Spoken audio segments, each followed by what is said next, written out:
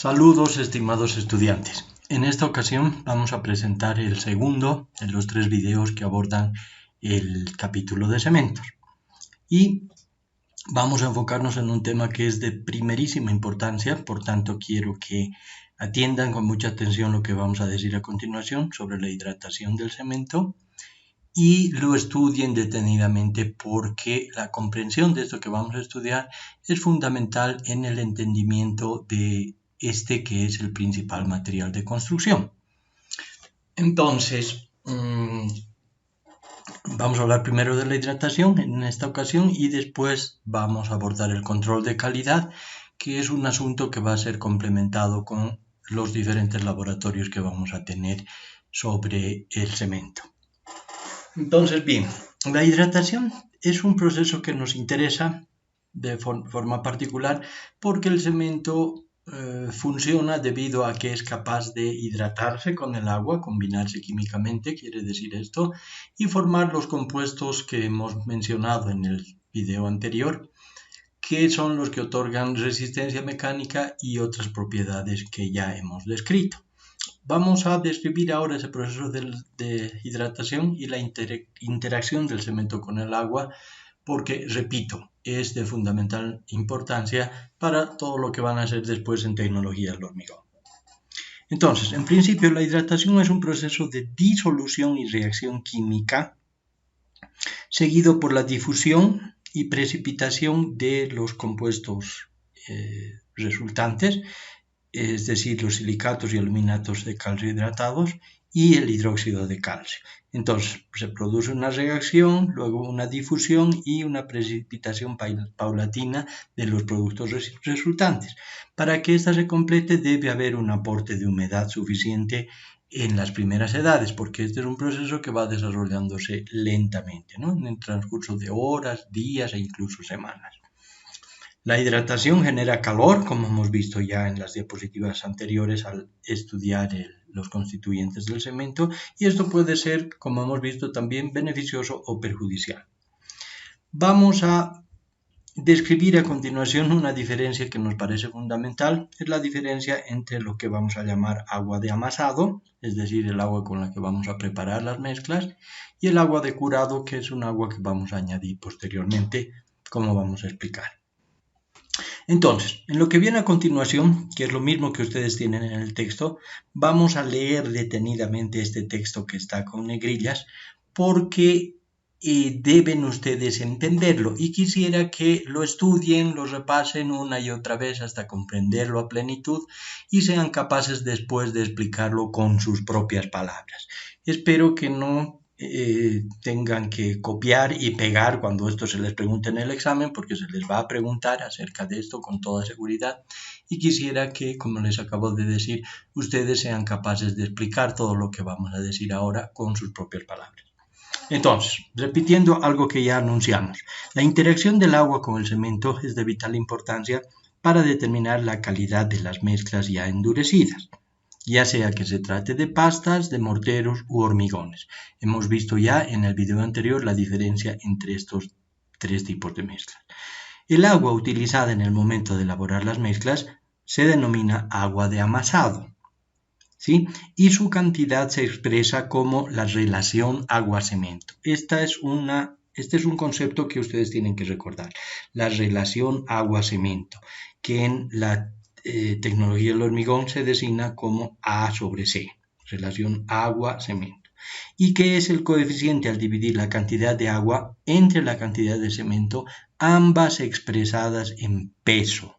Fíjense que esto que acabo de decir es muy importante, ambas cantidades están expresadas en peso, ¿sí? Como regla general, podemos decir que se debe utilizar la menor cantidad de agua de amasado que sea posible, porque si se pone demasiada agua, esto causa la aparición de huecos muy pequeños, llamados microporos, que ocasionan la disminución de la resistencia, como se va a indicar más adelante. Recuerden ustedes que la resistencia mecánica es la propiedad más importante que se busca en el cemento. Se usa el cemento precisamente porque este es capaz de desarrollar resistencia mecánica, concretamente resistencia a compresión. Bien, continuamos. En teoría es suficiente con un 28% de agua en relación al peso del cemento para conseguir la hidratación que se desea. Recuerden que el agua se introduce para poder hidratar los granos de cemento. Lo que pasa es que en la práctica, y debido a la presencia de arenas y gravas, se debe colocar una cantidad bastante mayor para poder obtener mezclas trabajables. Porque si ponemos ese 28% de agua, resulta ser muy poca agua, muy poca humedad para poder hacer el amasado correspondiente. Y recuerden que la mezcla debe ser trabajable. Trabajable quiere decir que debe ser fácil de manipular, fácil de mezclar, fácil de transportar, fácil de colocar, de compactar, etcétera, etcétera. ¿Sí? Y esto puede variar un poco en función de los medios de que se disponga. No va a ser lo mismo compactar con una apisonadora que aplica mucha energía que simplemente chusear, como se dice vulgarmente, con una varilla en un encofrado, ¿no? Entonces, por ejemplo, si debo llenar un encofrado estrecho con mucho acero de refuerzo y dispongo solamente de una varilla para hacer ese chuseo, para compactar la mezcla, entonces necesitaré una mezcla mucho más fluida, es decir, con más agua, que si tengo un aparato vibrador.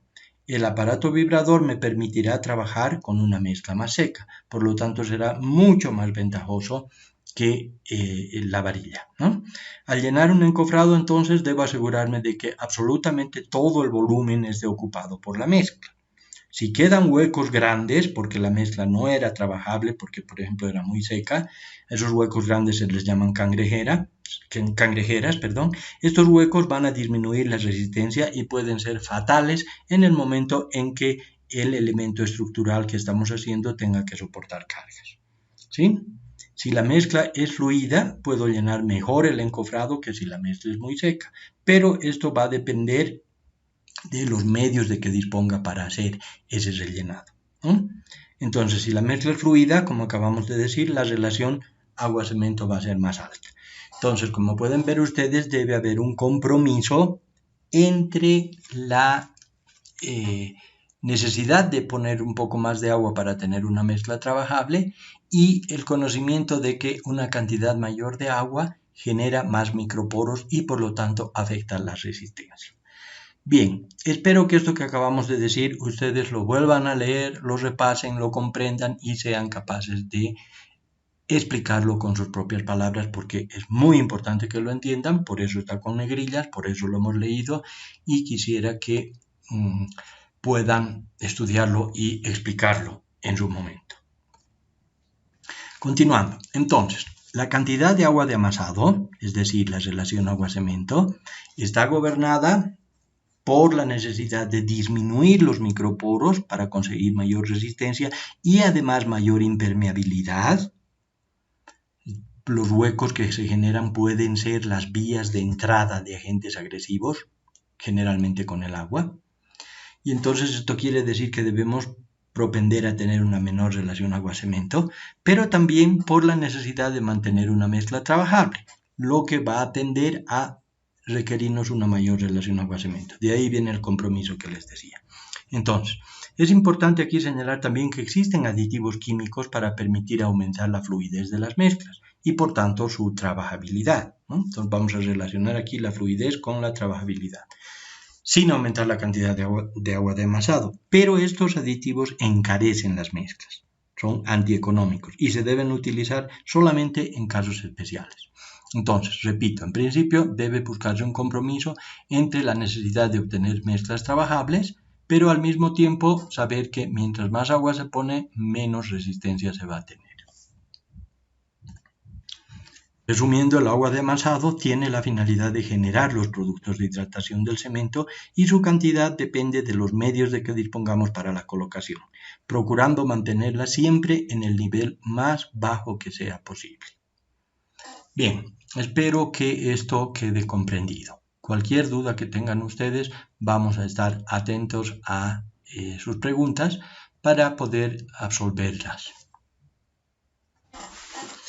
Bien, entonces, una vez que la mezcla es colocada en su lugar, en encofrados o en moldes o donde quiera que sea, empieza a producirse un proceso llamado exudación o, como se le conoce también en la tecnología del hormigón, sangrado del hormigón, que consiste en la decantación de los componentes más pesados, los sólidos formados por las gravas y las arenas, y el ascenso del material más liviano, que es el agua.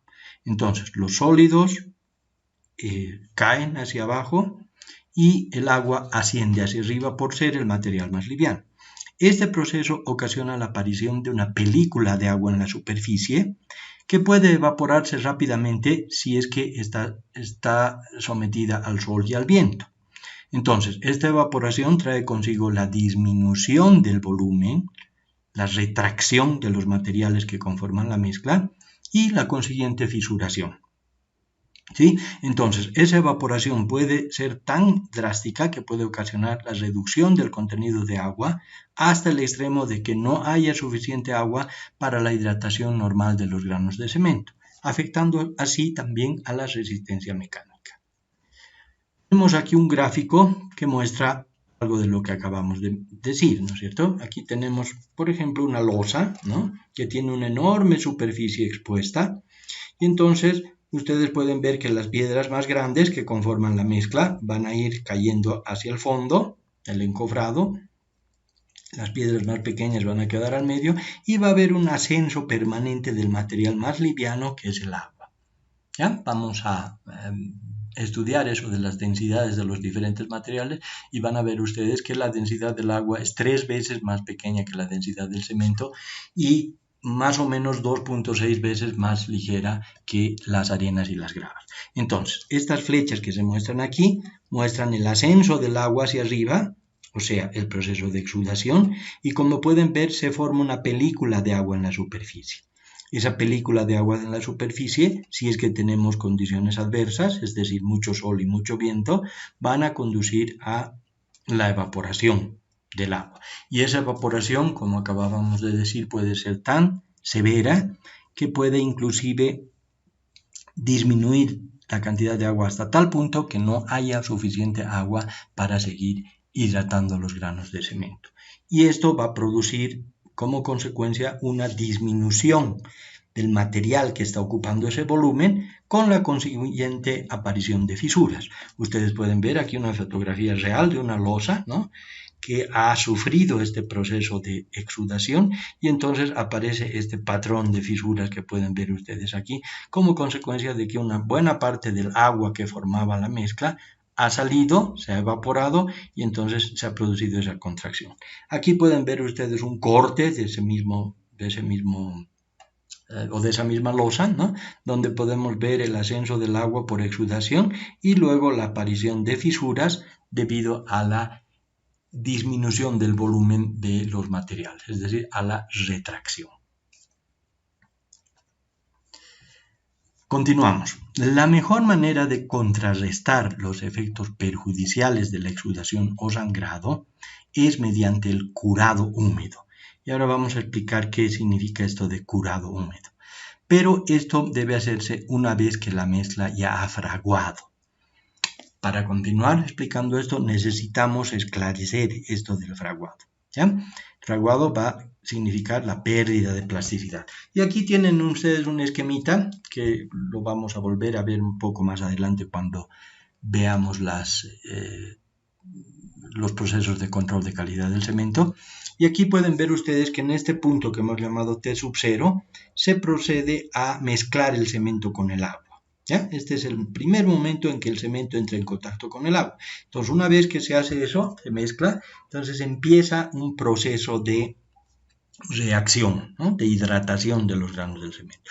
Y hay un periodo en que la mezcla está en estado plástico, es decir, en estado fácilmente deformable. Luego de ese estado plástico viene un momento en el que se inicia la pérdida de plasticidad. Y ese proceso de pérdida de plasticidad se llama fraguado. ¿Ya? Ese proceso dura unas horas en realidad, hasta que al final se produce la rigidización completa con el final del fraguado y empieza otro proceso que vamos a llamar endurecimiento y que se caracteriza por la adquisición de resistencia. Entonces, fíjense que este eje horizontal muestra el tiempo transcurrido a partir del momento T sub 0, que es cuando hemos introducido el cemento al agua o viceversa y empiezan a producirse las reacciones de hidratación. Entonces hay un estado plástico, luego hay un estado de pérdida de plasticidad que vamos a llamar fraguado y posteriormente hay un proceso de adquisición de resistencia. Este proceso de adquisición de resistencia puede extenderse mucho tiempo. Mientras hayan granos sin hidratarse, va a seguir habiendo adquisición de resistencia. Fíjense que este proceso de endurecimiento puede durar incluso años. Si es que han habido algunas partículas que no se han hidratado, entonces se hidratan con el tiempo, una vez que entran en contacto con el agua, y eso va a seguir produciendo endurecimiento o adquisición de resistencia. Entonces, ¿cuándo podemos hablar del curado? Después de que se ha producido el fraguado. Aquí ven ustedes una flechita donde dice agua de curado y quiere decir que recién a partir de este momento que nosotros podemos introducir el agua de curado. Recuerden que el agua de amasado es esta, la que hemos puesto en el momento T sub 0 al principio, y el agua de curado entonces va a añadirse después. Ahora, esto del curado es un proceso un poco más complejo porque se puede curar también sin añadir agua. Si nosotros evitamos que haya pérdida de agua por exudación, ya sea cubriendo con un plástico o poniendo bolsas de arena húmeda o evitando de cualquier forma esa evaporación, entonces estamos también haciendo curado, es decir, estamos evitando la pérdida de agua. El curado, en otras palabras, significa garantizar la existencia de agua para que los granos de cemento continúen su hidratación.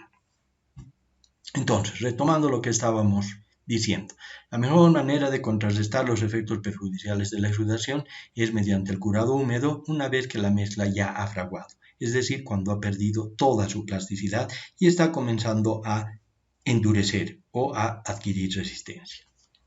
Entonces, ese curado húmedo consiste en la adición de agua generalmente, pero no exclusivamente, del exterior.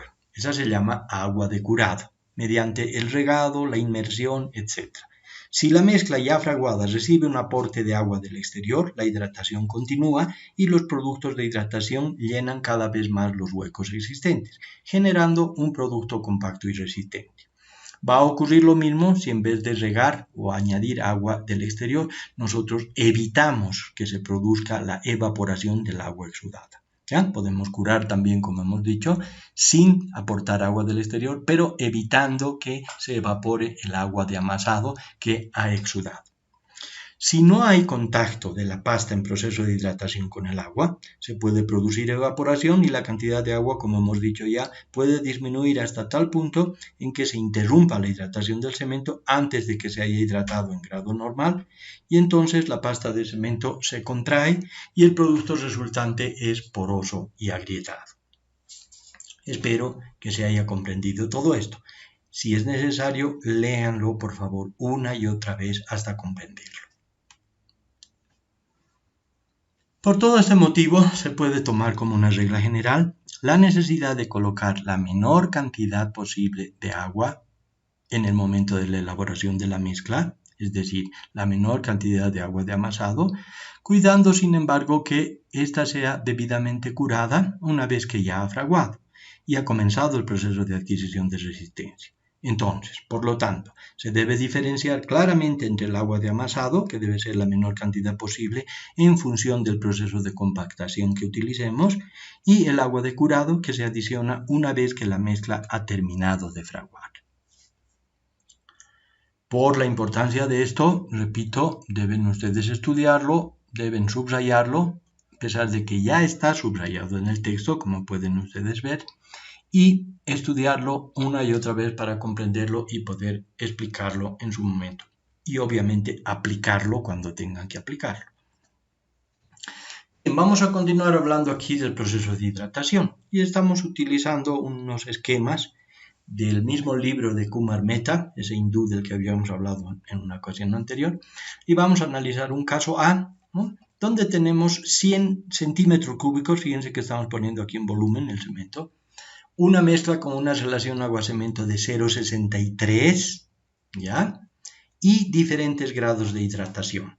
Entonces, fíjense que aquí nosotros tenemos el volumen total de la pasta, es decir, de la mezcla de agua con cemento en centímetros cúbicos, Y en el momento en que hacemos la mezcla, en que elaboramos la mezcla, cuando hay 0 de hidratación, estamos colocando, como hemos dicho, 100 centímetros cúbicos de cemento, ¿no?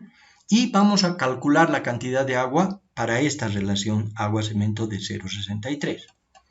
Vamos a partir de algo que se va a confirmar después en el laboratorio, y es el hecho de que la densidad del cemento es de un cemento Portland puro, por si acaso. El cemento con puzzolana tiene una densidad menor, como vamos a ver más adelante en el laboratorio. Un cemento Portland puro tiene una densidad aproximada de 3.14. ¿Ya? Entonces, 3.14 gramos por centímetro cúbico. Si multiplicamos esa cantidad de gramos por centímetro cúbico, que es la densidad del cemento, por los 100 centímetros cúbicos que estamos utilizando, y luego por la relación agua-cemento de 0,63, vamos a tener como resultado la cantidad de agua que hay que mezclar con esa cantidad de cemento. Entonces, si ustedes desarrollan esta operación, van a obtener 200 centímetros cúbicos, que viene a ser lo que se debe mezclar con el cemento para tener esta relación de 0,63. ¿Listo? Bien, entonces pueden ver ustedes que aquí ya se ha definido un volumen, ¿no?, en el cual la tercera parte es cemento y las 2 terceras partes son agua, con esta relación. Ahora bien, ¿qué pasa cuando empieza la hidratación? Debemos decir que estos 100 gramos de cemento, cuando se hidraten completamente, perdón, no 100 gramos, 100 centímetros cúbicos de cemento. Cuando estos 100 centímetros cúbicos de cemento se hidraten completamente, van a generar 200 centímetros cúbicos de productos de hidratación, es decir, van a duplicar su volumen. Entonces, cuando nosotros tengamos 100% de hidratación, aquí estamos estimando que eso va a suceder al cabo de un año, entonces vamos a tener 200 centímetros cúbicos de productos de hidratación.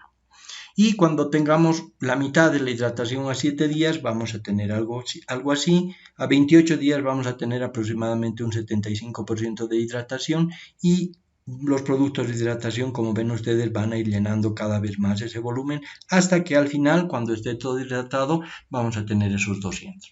Pero fíjense que en un inicio ya se había fijado un volumen.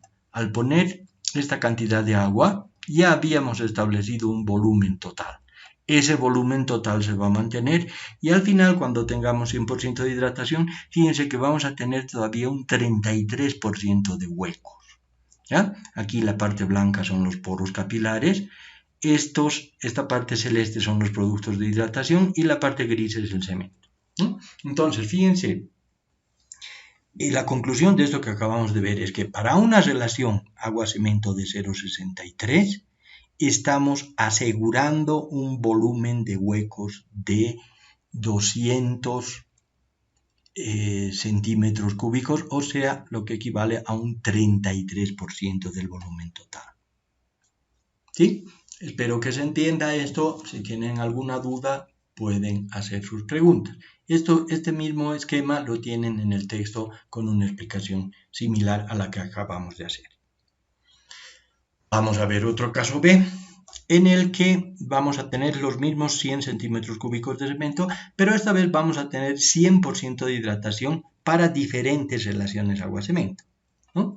Vamos a asumir que el material se ha hidratado completamente después de cierto tiempo, y vamos a analizar lo que pasa cuando tenemos 4 diferentes relaciones agua-cemento: 0,7, 0,6, 0,5, 0,4. Recuerden otra vez que la relación agua-cemento es la relación entre la cantidad de agua y la cantidad de cemento en peso.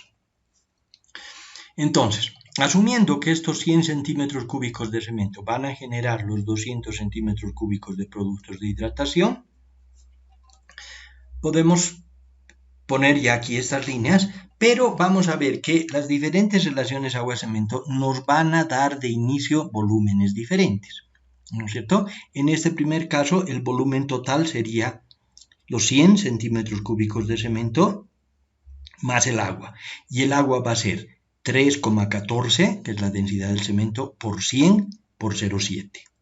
¿no? Entonces 3,14, que es la densidad, por 100 centímetros cúbicos de cemento que tenemos aquí, por 0,7, que es la relación agua-cemento, nos da la cantidad de agua. Entonces, esta es la cantidad de cemento en volumen, esta es la cantidad de agua, y el volumen total van a ser 320 centímetros cúbicos. Entonces, si asumimos que esa cantidad de cemento va a generar 200 centímetros cúbicos de cemento, tenemos asegurados aquí 120 centímetros cúbicos de aire, de huecos, es decir, un 37%. Si hacemos la misma operación para una relación agua-cemento de 0,6, vamos a tener un volumen menor de agua y vamos a ver que la cantidad de huecos que se obtienen para un 100% de hidratación es un poco menor, es decir, 30%. Para una relación de 0,5 hacemos la misma operación y vamos a obtener un 22% de huecos. E incluso para una relación de 0,4, que es bastante baja, hacemos la misma operación y vamos a ver que se nos produce un 11% de vacíos. Entonces, como pueden ver ustedes, una relación agua-cemento mayor nos asegura una mayor cantidad de huecos. ¿Por qué? Porque, como hemos dicho en la diapositiva anterior, cuando estamos colocando el agua de amasado, con una relación agua-cemento dada, ya estamos fijando un volumen total que no se va a modificar. Y ese volumen va a ser llenado solamente en forma parcial por los productos de hidratación y casi siempre se van a producir huecos. Recuerden ustedes que la mezcla además tiene que ser trabajable, ¿no? Por eso es que estamos utilizando estas relaciones agua-cemento. Estas relaciones son relaciones bastante usuales, ¿no? Generalmente cuando se hace una mezcla se está en una relación agua-cemento de 0,6, 0,55, 0,60 y tantos, como habíamos visto en la diapositiva anterior. Obtener una relación agua-cemento tan baja como esta generalmente requiere de aditivos especiales para darle fluidez y trabajabilidad a las mezclas. Todo esto lo van a volver a discutir ustedes en tecnología del hormigón, van a hablar mucho de la relación agua-cemento, pero es necesario que hayan tenido esta introducción y que hayan estudiado estos esquemas para entender de lo que se trata. ¿Sí? Ustedes han debido observar en alguna ocasión que los albañiles, cuando están preparando mezclas de hormigón, tienen una tendencia a echarle más agua para hacer que la mezcla sea más fácil de transportar, de colocar, etcétera, etcétera. Entonces, en base a lo que acabamos de ver, ustedes comprenderán que mientras más agua se está añadiendo a esa mezcla, más daño se le está haciendo porque se está asegurando una cantidad mayor de huecos. Y esa cantidad mayor de huecos va a asegurar una resistencia menor. Mientras más huecos, menor resistencia. Bien, continuamos. Aquí podemos ver, esto es un esquema que se ha hecho en base a una fotografía del microscopio electrónico también, donde se puede ver que el agua, ¿no?, interviene de diferentes maneras en las mezclas. Hay una parte del agua, que es esta agua que está enlazada, agua de constitución, que va a formar los silicatos cálcicos hidratados, ¿no? Esos silicatos cálcicos se llaman hidratados porque contienen agua como esta que ven aquí en su constitución. Luego aparece una cantidad de agua que está alrededor de los productos de hidratación y que se puede considerar que es el agua que empuja a la otra agua que va a constituir la hidratación. Y finalmente hay una cantidad de agua que va a abandonar la mezcla y va a dejar huecos. Es lo que se llama aquí agua capilar. Entonces, el agua interlaminar es el agua de constitución, el agua físicamente absorbida es el agua que está pegada ahí, que está empujando a la otra agua que va a formar parte de la reacción, y hay un agua que está por demás, que va a salir y que va a dejar los huecos capilares. De esto se trata, estos son los huecos de los que hablamos, que le hacen daño a la mezcla porque van a abandonarla al final, tarde o temprano, no van a participar en la hidratación y simplemente han tenido la función de dar trabajabilidad. Pero mientras más de esta agua se pone, más huecos se aseguran en la mezcla. Bien, ahora vamos a abordar la segunda parte de este video y es la que se refiere al control de calidad del cemento.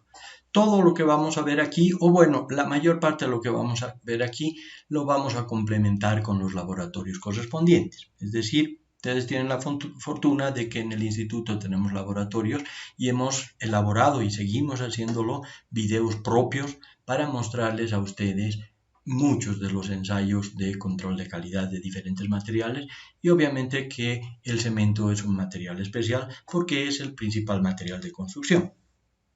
Entonces, en la medida en que vayamos describiendo los ensayos para controlar la calidad de este material, vamos a ir haciendo referencia también a las normas y más específicamente a las tablas de las normas que nos van a permitir hacer comparaciones entre lo que vamos a obtener en laboratorio y lo que dicen las normas para que ustedes puedan comparar esos valores en su momento. Entonces, para controlar la calidad del cemento hay varios ensayos. Los principales son estos que vamos a ver aquí, ¿no? La finura de molido, el tiempo de fraguado, la estabilidad de volumen, la resistencia a compresión, que es el principal ensayo de todos, porque como hemos visto ya, se busca que el cemento tenga resistencia para poder absorber las cargas de las edificaciones. Y también hay ensayos químicos, ¿no? Que es la cantidad de anhídrido sulfúrico, el residuo insoluble, la pérdida por ignición o pérdida al fuego o pérdida por calcinación, que se llama también, y los contenidos de cal libre y óxido de magnesio que hemos mencionado ya entre los componentes secundarios del cemento en un video anterior.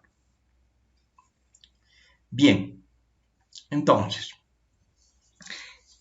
esta es la tabla principal de nuestra norma. La norma nacional del cemento es la NB011, ¿ya? Esta es una norma que tienen que recordar. Hemos hablado un poquito de normalización en un video anterior, ¿no? Hemos dicho que existen normas de especificaciones y otros tipos de normas, pero esta es una norma de especificaciones y esas son las normas más importantes porque en esas normas están establecidos los requisitos que tienen que cumplir los diferentes materiales. Entonces, esta norma es la norma nacional de especificaciones para el cemento. Entonces, la tabla principal de esa norma, la tabla de clasificación, como dice aquí, es esta. Fíjense que estamos hablando todo el tiempo de cemento Portland, ¿ya? Y un cemento Portland en principio es un cemento tipo 1, es un Portland normal. Si recuerdan la tabla de la norma STM que vimos en el video anterior, esa hablaba de diferentes tipos de cemento Portland, ¿verdad? El cemento tipo 1, el tipo 2, el tipo 3, 4, 5, con alta resistencia inicial, resistencia a los sulfatos, etcétera, etcétera. Pues bien, nuestra norma solamente tiene cementos tipo 1, como pueden ver aquí. Y esos cementos pueden variar un poco en función de las adiciones. Hemos hablado ya de las adiciones en el video anterior también y hemos visto que estas son principalmente la puzzolana. Entonces un cemento con adición de puzzolana es un cemento tipo 1P, un cemento con adición de filler calizo es un cemento tipo 1F y aquí en la norma están contemplados también otros cementos que aunque no existen en la práctica están mencionados aquí. Por ejemplo, cemento Portland con escoria. Vendría a ser un cemento 1S que no existe en nuestro mercado, no hay ningún cemento que corresponde a esta clasificación. O un cemento mixto que puede tener varias adiciones, como un cemento 1M, que tampoco existen en el mercado. Y también están aquí contemplados los cementos puzzolánicos, que ya no son cementos Portland, pero que se designan con la letra P, porque tienen mayores contenidos de puzzolana, ¿no? Entonces aquí pueden ver los componentes principales en proporciones en masa, en porcentaje aquí. Y como pueden ver, un cemento Portland tiene que tener por lo menos 95% de clinker. Clinker, como hemos visto, es el producto de la calcinación de las piedras calizas con algo de arcilla y es el producto que sale del horno. Ese clinker es el alma del cemento, si quieren llamarlo así. Entonces, además del yeso, se pueden poner estos otros elementos como aditivos. En el caso de un cemento tipo 1, fíjense, se permite hasta el 5% de componentes adicionales, que puede ser cualquiera de estos. ¿Ya? En el caso de un cemento Portland con puzzolana, se puede poner hasta el 40% de puzzolana, ¿no? Pero se debe tener al menos 60% de clinker. Ahora, dentro de este 40% pueden haber también hasta 5% de otros componentes. Por eso dice, esto de componentes adicionales se refiere a los otros componentes que no están mencionados aquí. Entonces, un cemento con filler calizo también debe tener al menos 65% de clinker, y el resto puede ser filler calizo o pueden haber también otros compuestos hasta un 5%. Lo mismo con el cemento Portland de escorias. Un cemento mixto aquí tiene también cualquiera de estos componentes y un cemento puzolánico puede tener más de un 40% de puzzolana, puede llegar al 55%. Bien, espero que recuerden esta tabla, es la tabla principal de clasificación de nuestros cementos. Y aquí debo mencionar que nosotros nos opusimos a que se pongan estos cementos que no hay en el mercado, pero los cementeros insistieron en que esto se ponga así cuando discutimos esta norma, porque fíjense que nosotros hemos participado en la elaboración de esta norma en muchas reuniones del comité de cementos que se vienen dando desde hace muchísimos años atrás. ¿Ya? Ellos sí querían que se pongan estos cementos, porque fíjense que esta norma es tomada de la norma europea, ¿ya? Es prácticamente una copia de la norma europea. Entonces ellos dijeron que tal vez en el futuro podían producirse escorias y podían producirse cementos de escorias o cementos mixtos como estos. Pero hasta ahora no ha ocurrido eso. Bien, vamos a empezar a hablar ahora entonces de las propiedades físicas del cemento. Como les decía, mucho de esto lo vamos a complementar en los laboratorios correspondientes. La primera de las propiedades es la densidad, ¿ya? Esta densidad es un parámetro importante que se necesita para hacer dosificaciones de mezclas, ¿ya? No controla la calidad. Este no es un ensayo de control de calidad, pero sí es un parámetro importante que se utiliza para hacer diseños de mezclas como ustedes van a hacer en tecnologías de hormigón. Entonces, se determina como una densidad absoluta. Y ustedes recuerdan, en el primer video, cuando hablábamos de las propiedades generales de los materiales, hablábamos de diferentes tipos de densidades. Aquí estamos hablando de una densidad absoluta y esto significa que en el volumen se toman en cuenta solamente las partes sólidas, es decir, el material sólido, por eso se llama densidad absoluta, ¿no? Y se la determina utilizando un pignómetro. Un pignómetro es un aparato especial para medir densidades. En este caso tienen aquí ustedes una imagen de ese pignómetro. Es un pignómetro muy especial que se llama el frasco de Le Chatelier, ¿ya? Le Chatelier era un investigador que fue uno de los primeros, junto con Michaelis, en emitir propuestas de definición del proceso de hidratación del cemento. Entonces, esto fue hace mucho tiempo y como uno de los investigadores principales en el cemento, este frasco lleva su nombre, ¿no?, en su homenaje.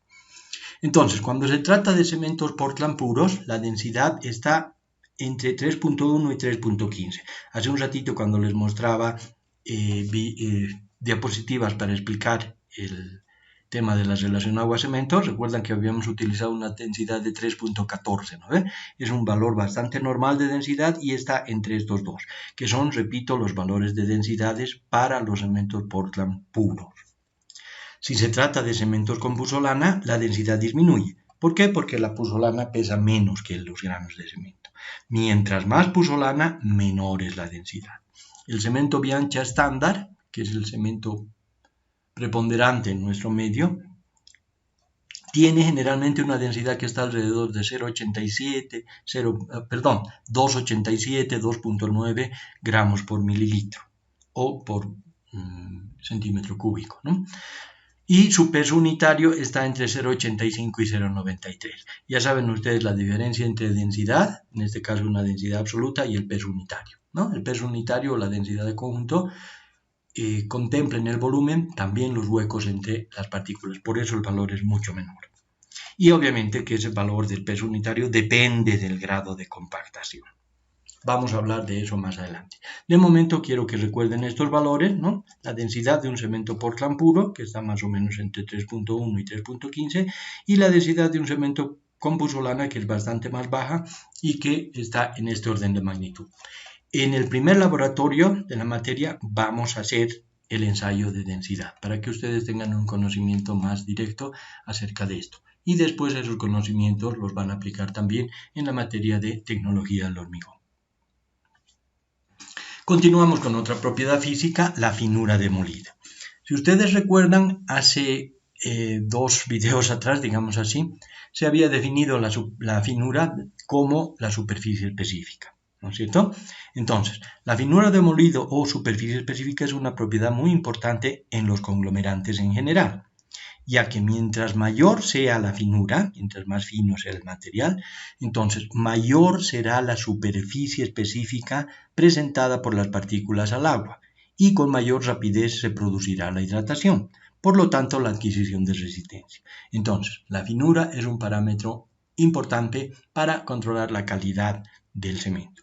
Si las partículas no son lo suficientemente finas, quedará en su interior material sin reaccionar, o que reaccionará muy lentamente, tardando incluso años, ¿no? Entonces, esto disminuirá la efectividad del conglomerante. Un mayor grado de finura proporciona además una mayor docilidad, es decir, una mayor trabajabilidad, y disminuye la exudación, que es un proceso que ya hemos estudiado. Aquí tienen ustedes unas imágenes del permeabilimétro Blaine, que van a conocer en el laboratorio también. Vamos a hacer la finura Blaine. Y aquí tienen una imagen de una especie de coladera. Este es un tamiz, el tamiz 325, que nos permite otra vía para controlar la finura de un cemento. Vamos a hablar con más detalle de esos métodos más adelante. De momento nos interesa hacer la siguiente observación. Entonces, analicemos granos. Vamos a asumir que estos círculos que ven ustedes aquí son granos de cemento, ¿no? Entonces aquí tenemos granos más grandes, granos más pequeños, más pequeños, más pequeños, etc. Entonces, resulta que cuando estos granos de cemento entran en contacto con el agua, se produce la hidratación. Pero la hidratación es un fenómeno superficial, es decir, el grano de cemento empieza a hidratarse solamente en la parte exterior, ¿no? Entonces lo mismo aquí, en este grano grande, en este grano menos grande, en este grano mediano, en los granos más pequeños lo mismo. Entonces, como ustedes observarán, si los granos son más pequeños, la hidratación va a ser más eficiente. O sea, va a haber más material hidratado. Y va a llegar un momento seguramente en que si el grano es muy pequeño, la hidratación va a ser completa inmediatamente. Entonces, por eso es que nos interesa como consumidores que el cemento sea más fino, porque mientras más fino es, más rápido va a reaccionar y más eficiente va a ser como conglomerante. Pero resulta que este grado mayor de finura les cuesta plata a los cementeros, porque quiere decir que tienen que moler más tiempo. Y la molienda del cemento significa una inversión, un gasto de energía, ¿no? Entonces los cementeros, obviamente para mejorar sus ganancias y disminuir sus costos de producción, van a tener una tendencia a hacer cementos más gruesos. Y los consumidores vamos a querer que los cementos sean más finos. Entonces, en vista de que ahí hay un conflicto, debe normalizarse, ¿ya? Y eso es lo que hace la norma nacional, como las normas extranjeras también ponen unos límites para la finura del cemento. Entonces, además hay que decir una cosa importante. En los cementos que tienen puzzolana, la finura Blaine, que es uno de los métodos más utilizados y que vamos a utilizarlo también en el laboratorio, está un poco distorsionada. En realidad está bastante distorsionada debido a la presencia de puzzolana. La puzzolana es un material bastante fino y además relativamente blando en comparación con el clinker. Entonces, cuando la puzzolana se muele junto con el clinker para producir el cemento, aporta muchas partículas finas que elevan la superficie específica del conjunto. Entonces la puzzolana va a hacer aparecer ahí una finura mayor que la finura del cemento, porque fíjense que en realidad a nosotros nos interesaría la finura del clinker molido, ¿no?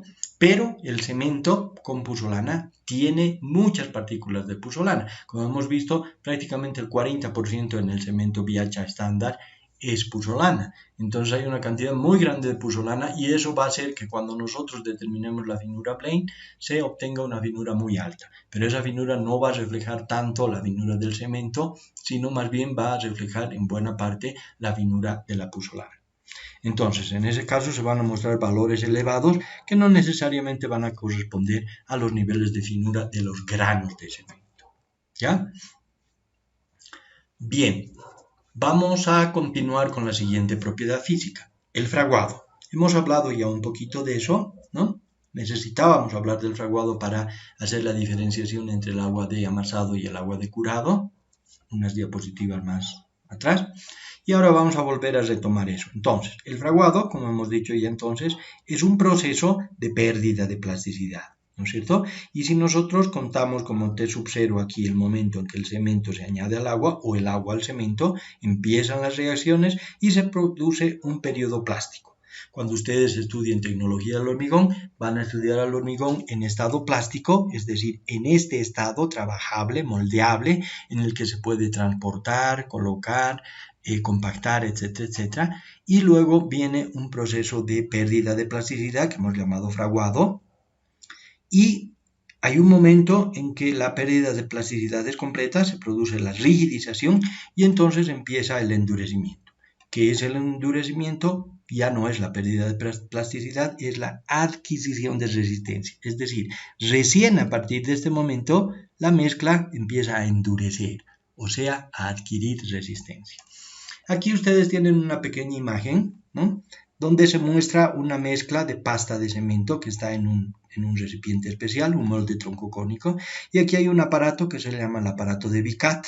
Si ustedes recuerdan, Vicat fue uno de los investigadores más importantes del cemento, y entonces este aparato lleva su nombre, y este aparato de Vicat entonces es un marco metálico que tiene una aguja que va a ir penetrando en la pasta, y en la medida en que vaya penetrando se van a ir registrando aquí los niveles de penetración.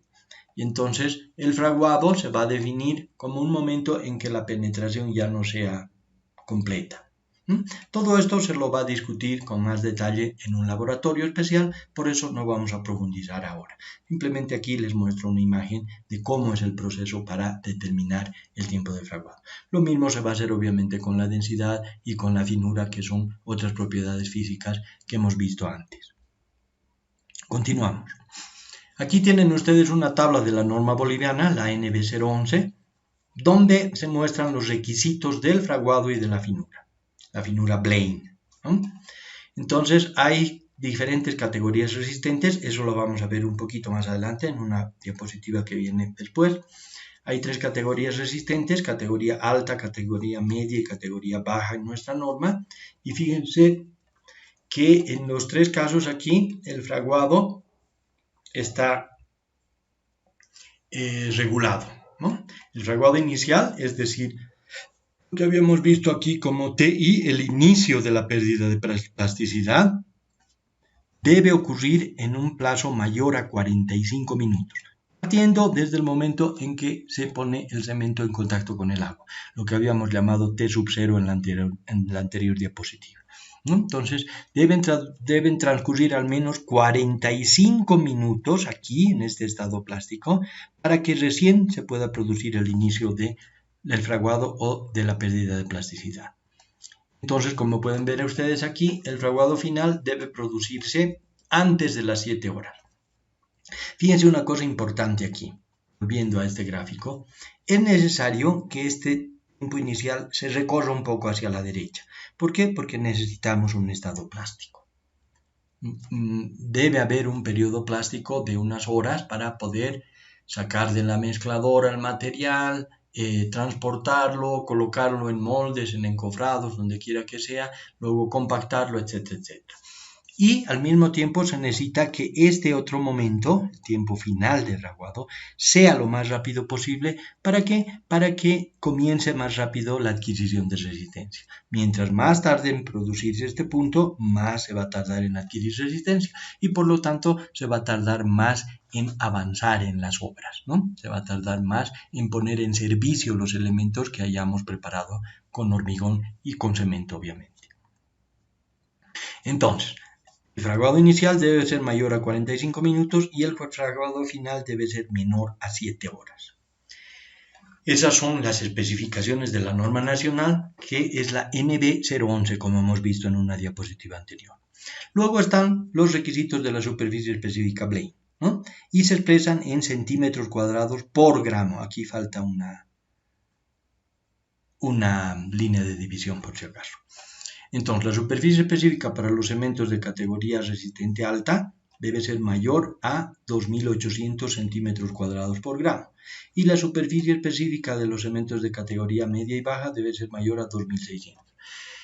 Repitiendo lo que habíamos dicho antes, esto está distorsionado por la puzzolana y cuando se hacen los ensayos de finura de nuestros cementos se obtienen valores muy por encima. Es muy común obtener valores de, no sé, 4.000, 4.500, incluso 5.000 de finura Blaine, pero que no reflejan realmente la finura del cemento, sino que están distorsionados por la puzzolana. Este ensayo de finura Blaine, del que vamos a hablar en el primer laboratorio, ha sido creado para cementos Portland puros. ¿Ya? Bien. Propiedades físicas, continuamos. Vamos a hablar ahora de la estabilidad de volumen, ¿no? Existen compuestos secundarios, que hemos visto ya, el óxido de calcio y el óxido de magnesio principalmente, que aparecen como óxidos libres, ¿no? Por deficiencias en el proceso de fabricación, etcétera, etcétera, por las características de las materias primas, etcétera. Entonces también puede haber un exceso de contenido de yeso. Como ustedes saben, el yeso se introduce como regulador del fraguado para evitar la hidratación rapidísima del aluminato tricálcico. Entonces todos estos compuestos pueden provocar expansiones de la pasta de cemento. Si estas expansiones se producen cuando la pasta ya ha comenzado a endurecer, o sea, ha terminado el fraguado, pueden generar tensiones que superen la resistencia del material, ocasionando fisuras y o resquebrajamientos. Entonces, la cal, el óxido de calcio y el magnesio libres se combinan con el agua y forman hidróxidos. Y esto es expansivo. Esas reacciones son, como hemos visto antes, exotérmicas y además expansivas.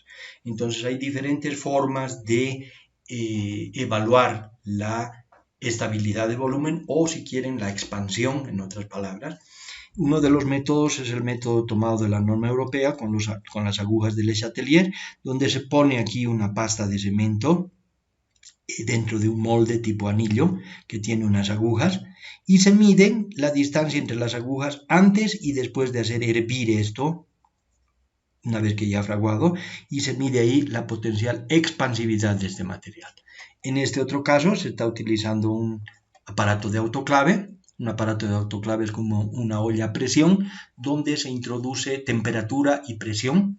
Y aquí ven ustedes unos prismas, ¿no? Los prismas de de pasta de cemento, ¿no? Que tienen una longitud dada que se mide aquí.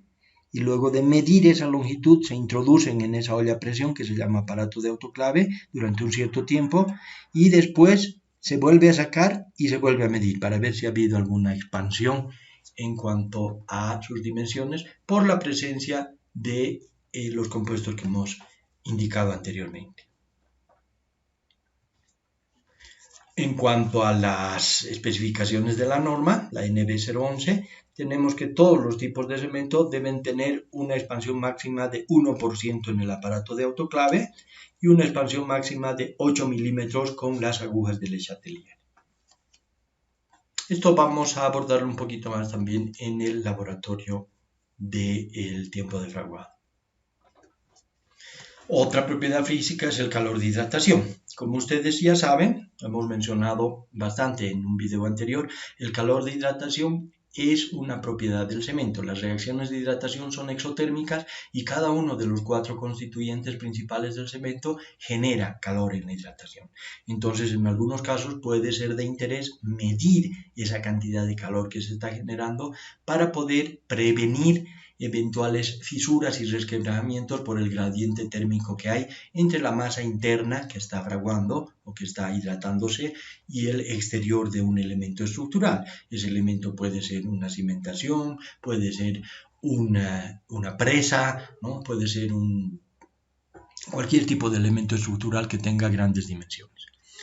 Entonces, como hemos visto, los diferentes constituyentes principales del cemento liberan diferentes cantidades de calor durante su hidratación.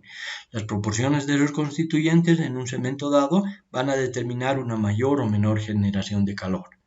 Tiene esto interés en el caso de vaciados de grandes volúmenes y el calor generado puede ser tan grande que puede afectar la calidad del elemento estructural a causa de ese gradiente térmico.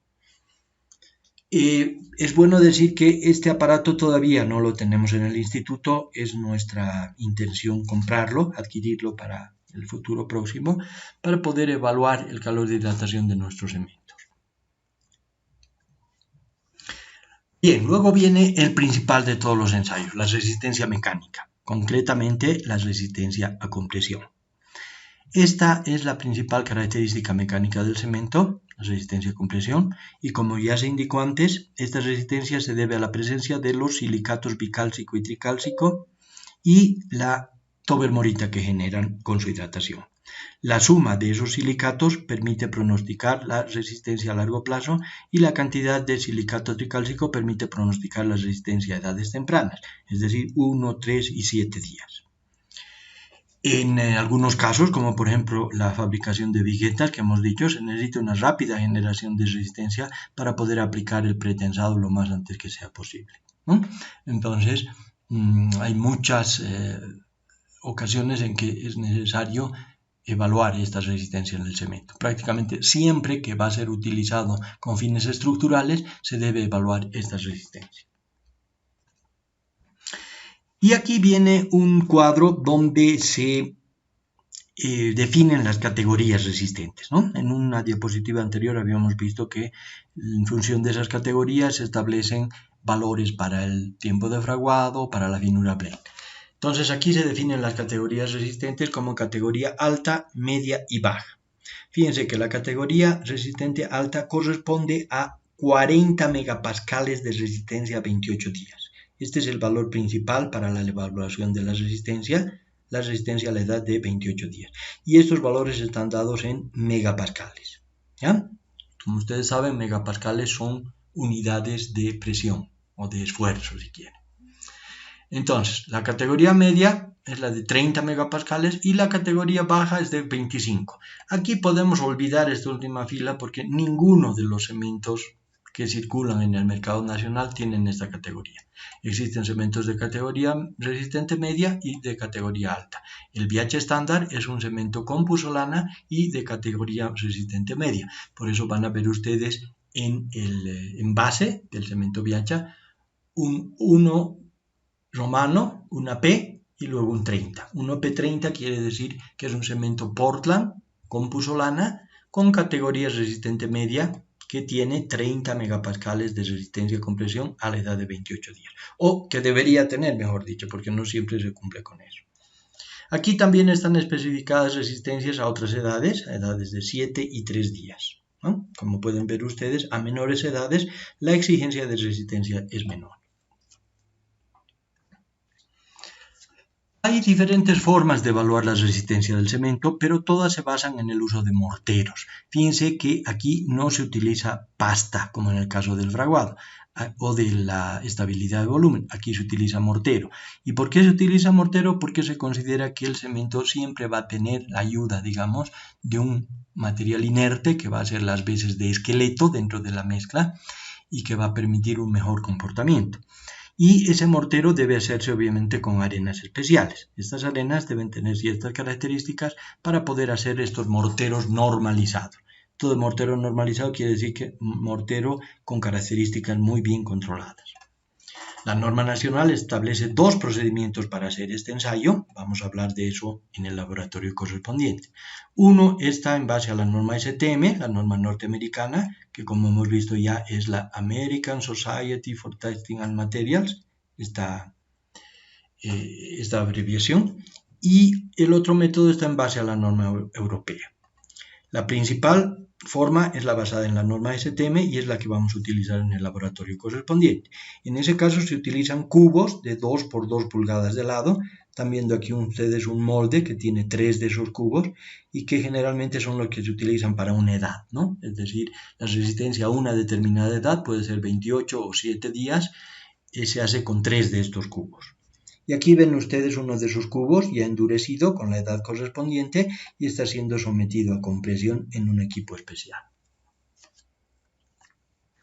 Fíjense que es necesario que hagamos este pequeño comentario. En vista de la importancia de este ensayo, ya que viene a ser el principal ensayo de control de calidad en el principal material de construcción, el Instituto de Ensayo de Materiales con el área que está a nuestro cargo, el área de materiales, viene preparándose desde hace muchos años atrás para poder acreditarse para la realización de este ensayo. Ustedes ya saben lo que es la acreditación, ¿no? Y de esa manera vamos a poder emitir certificaciones que tengan validez no solamente nacional, sino también internacional. Entonces, si todo va bien en nuestro proceso de acreditación, en el futuro ya vamos a tener un laboratorio acreditado para este ensayo. Fíjense que la acreditación se hace específicamente para un ensayo concreto, ¿no? No se hace para todos los ensayos, sino que se va haciendo uno por uno.